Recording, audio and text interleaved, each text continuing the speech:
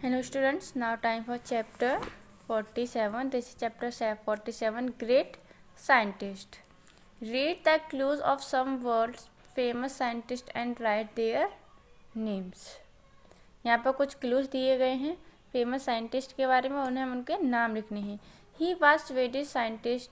He invented a high explosive called dynamite. ये एक सेन वैज्ञानिक थे जिन्होंने डायनामाइट का इन्वेंशन किया था. वो है Alfred Nobel. He was born in India.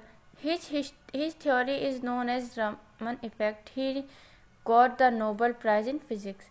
यानी कि और वो है सी वी रमन. कि सी वी रमन का जन्म इंडिया में हुआ था. उनकी थ्योरी थी रमन इफेक्ट, जिसकी वजह से इन्हें नोबेल प्राइज़ मिला था फिजिक्स में. He invented the compass, the thermometer and improve the telescope. That is Galileo. यानी कि गैलीलियो ने कंपास थर्मामीटर का इन्वेंशन किया था और टेलीस्कोप में भी कुछ इम्प्रूवमेंट किए थे. He was an Indian. He developed a theory on white dwarf stars also known as Chandrasekhar limit. और दैट इज सुब्रमण्यम चंद्रशेखर. सुब्रमण्यम चंद्रशेखर एक इंडियन थे और इन्होंने वाइट ड्वार्फ स्टार्स की जो थ्योरी है उसको डेवलप किया था. उनके बारे में इन्होंने बताया था. She was born in Poland. She and her husband discovered radium and were awarded Nobel prize. That is madam Curie. यानी कि जो मैडम क्यूरी हैं वो पोलैंड में उनका जन्म हुआ था. उन्होंने और उनके हस्बैंड ने रेडियम के बारे में डिस्कवर किया था, जिसकी वजह से उन्हें एक नोबेल प्राइज़ मिला था. He was born in Germany. He was awarded the Nobel prize for his work on photoelectric effect. That is Einstein. यानी कि आइंस्टाइन का जन्म जर्मनी में हुआ था. उन्हें एक नोबेल प्राइज़ भी मिला था.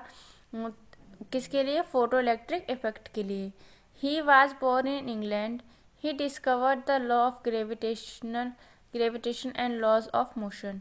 That is Newton. यानी कि न्यूटन का जन्म इंग्लैंड में हुआ था और इन्होंने लॉ ऑफ ग्रेविटेशन को डिस्कवर किया था एंड लॉ ऑफ मोशन के बारे में बताया था. Next, he was born in Poland. He was the first to show that the sun and not the earth is the centre of the universe. यानी कि दैट इज निकोलस कार्पेनिकस.